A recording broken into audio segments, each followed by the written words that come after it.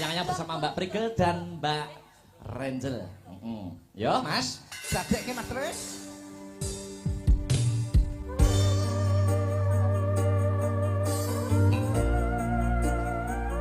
Masih bersama Asta Brata Suka.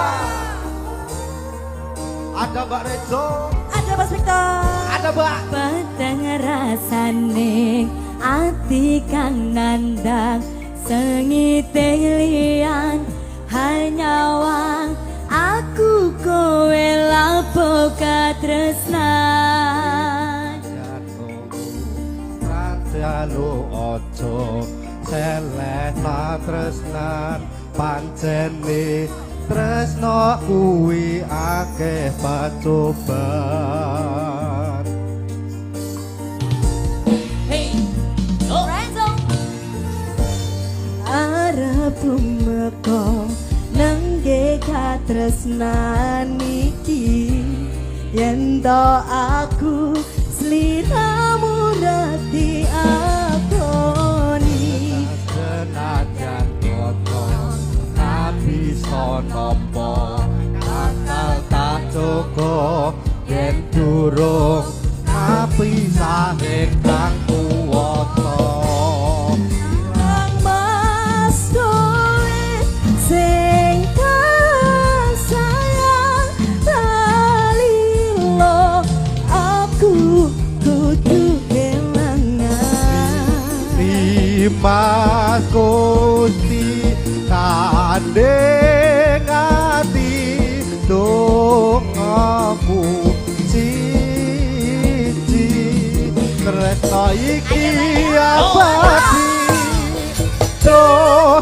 dewa ning asmara kuwano ati kawula anjur kula labet tresno tekan mendasake cepet sare wangi apa deni laire tresno kang suci kasunyatan yen aku sliramu isih nangisi asam rasa Suka. ada Mbak Prigel ada Mbak Renzo dan Mas Victor. Oke, Mbak Prigel. Mbak Renjo. Wah, sedap. aku bergoyang.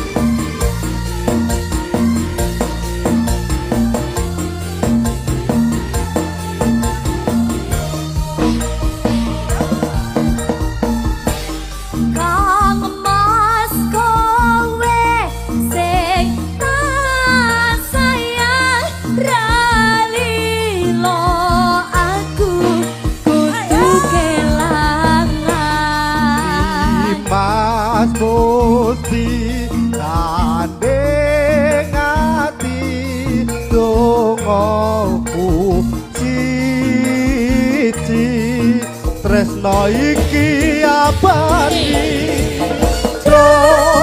dewa ning asmara kuwano ati kawula anjur kula labut tresno datang dan saking coba kare wangi apa keni lahire tresno kasuci kasunyatan yen aku sliramu isih nyawiji dewa ning asmara kuwano ati kawula anggone kula labut tresno datang dan saking coba kare wangi tamateni laire tresno kang suci kasunyatan yen aku sliramu isih nyawiji.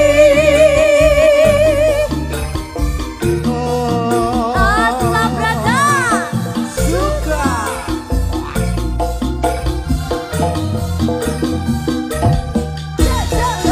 Sampun katur layang-layang mriku Mas Terima Abang. kasih Mbak Renjel lenggah dulu. Mbak Prigel juga duduk dulu istirahat iya dulu. iya iya oke makasih ya Mas. Mas Victor, Nggih, kula. iki Pak Kisra atau sing lenggah apa?